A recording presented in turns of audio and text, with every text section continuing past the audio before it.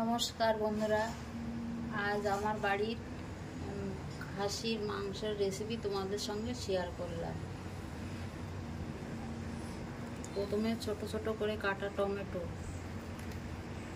পেঁয়াজ, হলুদ, নুন, সর্ষের তেল,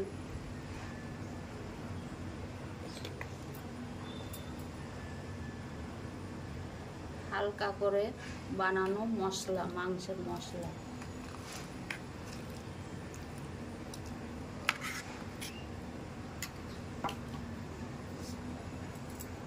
নিয়ে ভালো করে মাখিয়ে নিতে হবে। আলুটা ভেজে নিয়েছি, দিয়ে এবার গ্যাসে বসিয়ে দেব।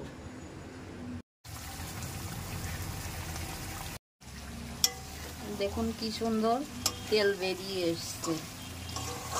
আমার কষানো কমপ্লিট। এবার এটাতে জল অ্যাড করতে হবে। এইটা কিন্তু চিকেনও হচ্ছে।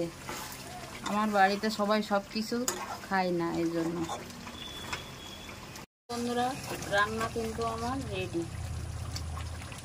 দুটো রান্নাই একসঙ্গে রেডি।